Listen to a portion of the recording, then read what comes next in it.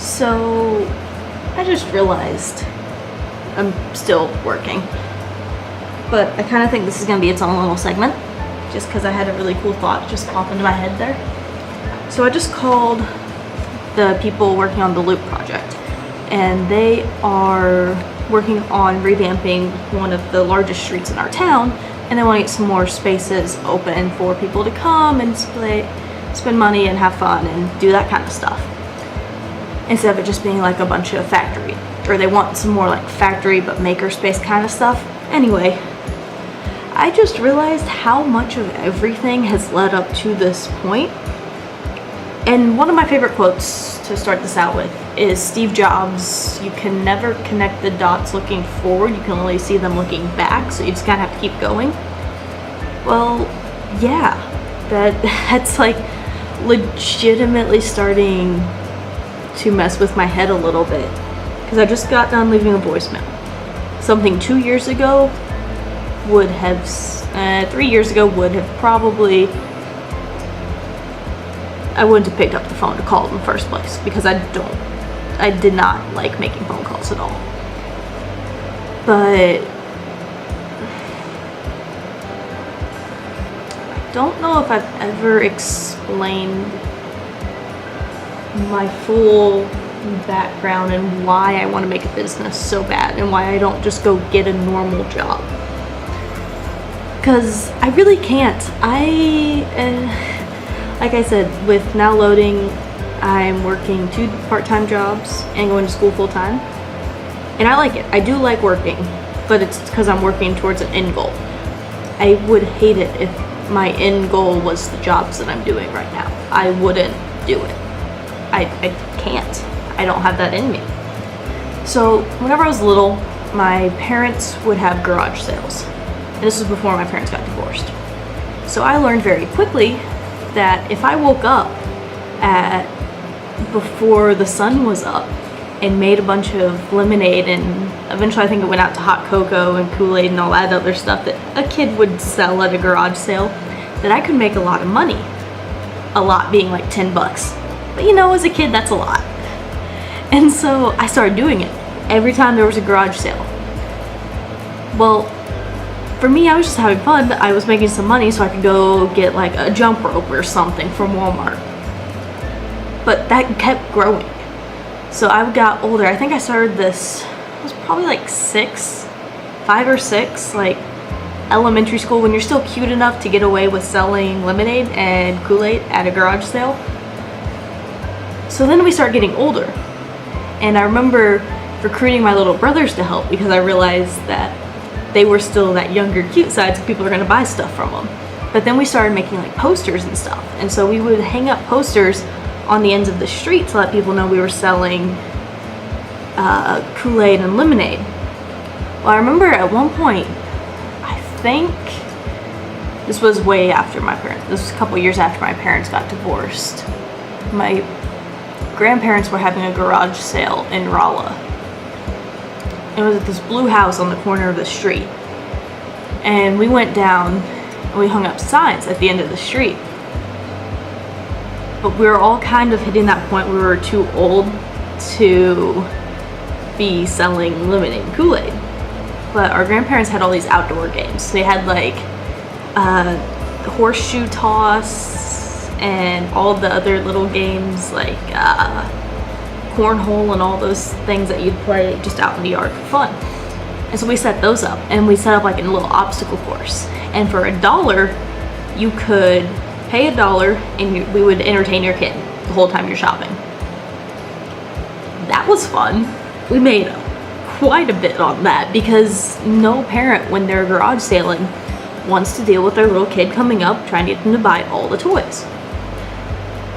So we'd entertain them, and usually they would buy them a toy for being so good. So it was just doubly effective.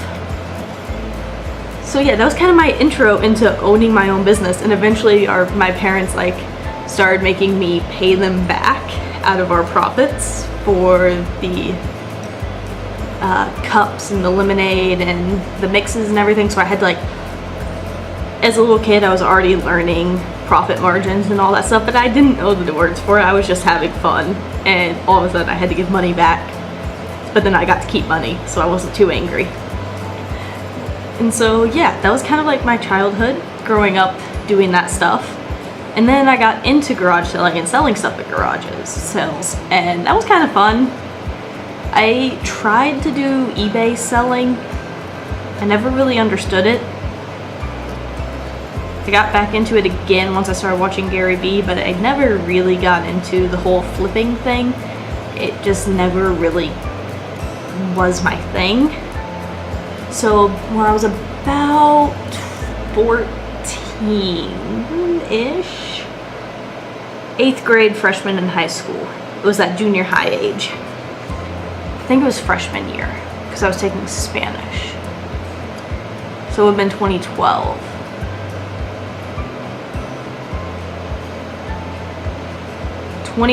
Beginning of 2013, that academic year there. So it was my freshman year of high school, and I was trying to get a job because I wanted to work to make my own money, because I didn't want to ask my parents for stuff. I just never really liked to do that. I don't know why.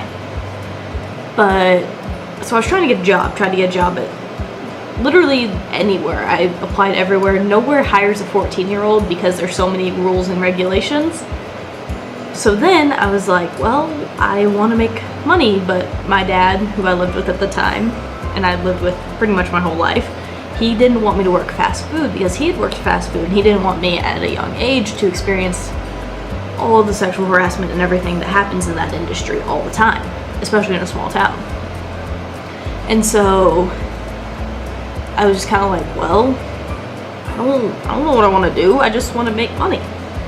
And for Christmas, or my birthday or something, my mom had gotten me a scarf. And she told me that a lady at my youngest brother's wrestling tournaments made them while her son was wrestling. And so she'd just be sitting there working on it. I was like, oh really? Because my grandma, whenever I was little, had taught me how to crochet, because she was into that whole sewing, crochet stuff. I kind of had a little bit of a talent for it, but I was also little, so I could learn stuff super, super quick, you know, as little kids do. And so I started getting back into it. And so I started watching YouTube videos teaching me how to make these scarves. They were the sachet ones. You can probably find some pictures of them. But I started making those. And that's whenever I started realizing that the internet is a wonderful thing. So I started looking at prices on Etsy to figure out how to price them. And then I started a Facebook page. I started selling them on Facebook. I think I sold 2 on Facebook. Don't think I was selling hundreds here. No, I sold like 2 over Facebook in 4 years. But then I just kept making stuff, and then I started selling them to people. I would carry them around in a shoebox. Eventually I graduated to a plastic box, but I'd misspelled scarves on the shoebox, so it had tape over it so I could spell scarves correctly. And I would literally take the shoebox with me everywhere. In the shoebox I had yarn, I had a crochet hook, and I had the scarves that were already made and a pair of scissors. And I would carry this between classes. When I was done with my homework in class, I was literally sitting in the back crocheting. I would do it after tests. None of my teachers ever cared because it was quiet and I got my work done. And I had always been told that, like, you're going to college or you're going into the military and you have to get good grades. If you get good grades, you can kind of do whatever you want. So I got good grades. I kept pretty much straight A's throughout all of high school. I had a B like every year. Just a single B every year, always in math. So I'd just be sitting there, I'd be crocheting. And then I'd be selling them.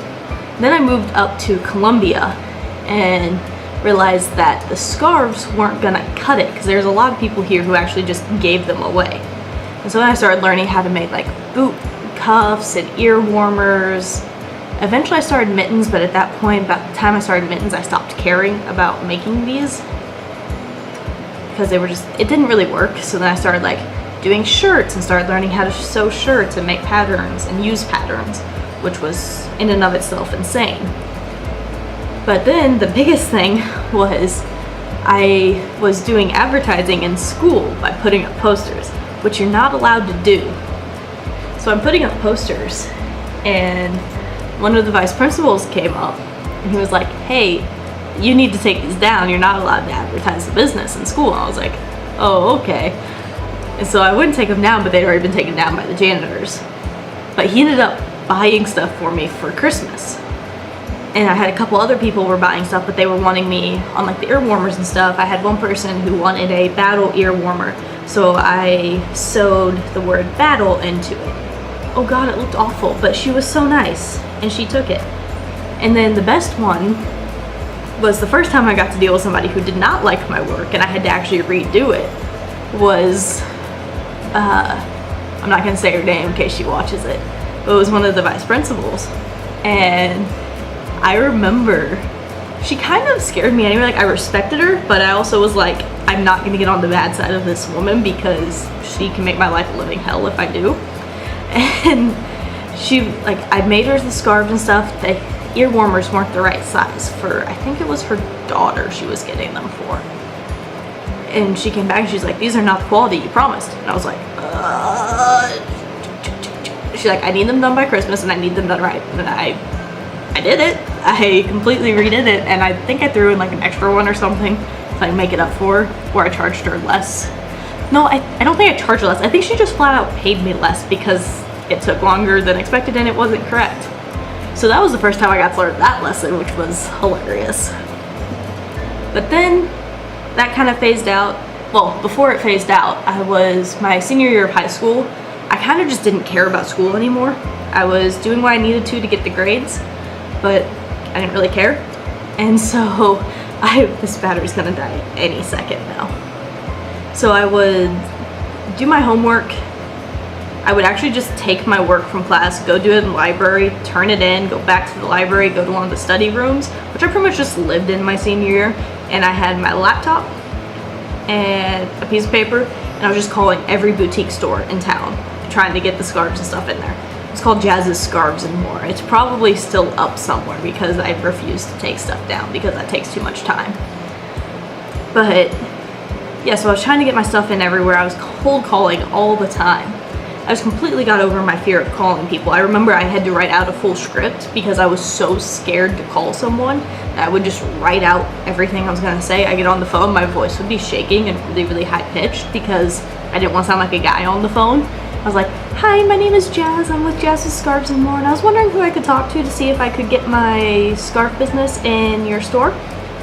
9 times out of 10, never got contacted by anybody. Had a couple leads that fell through at the end because I didn't follow up on them. Because at that point I started realizing, like, senior year is closing. I don't really want to keep doing this. It was just effective when I was doing it. And so then I got into college, and it was my freshman year, which was 16, 17. And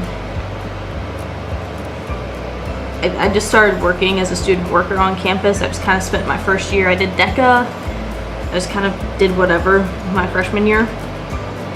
And then towards the end of it, it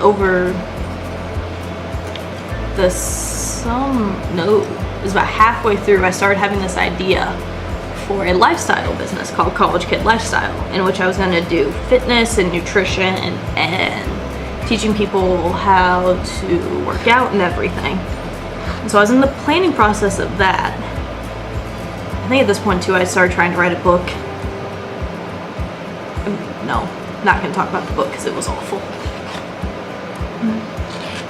But I did finish it. That was the big point with the book, was I decided I was going to write a book, and then I did. College Kid Lifestyle had a business partner who, when she started school, decided it wasn't really her thing.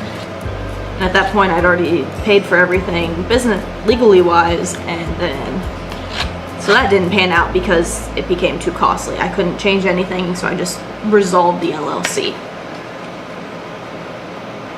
And just kind of gave up on College Kid Lifestyle. But I had like some workout tutorials that were posted and everything, and they were good. They were decent.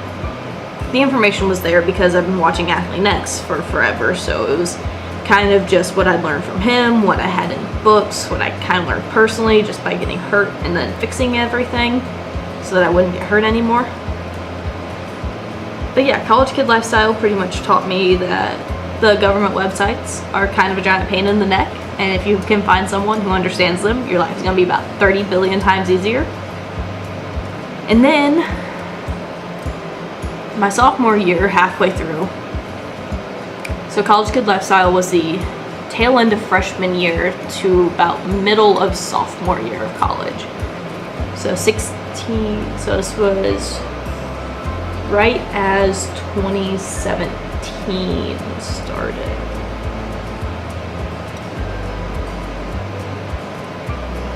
No, so this was,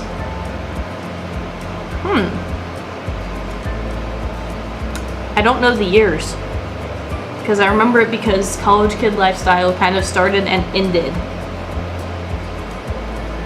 It ended right after I had surgery.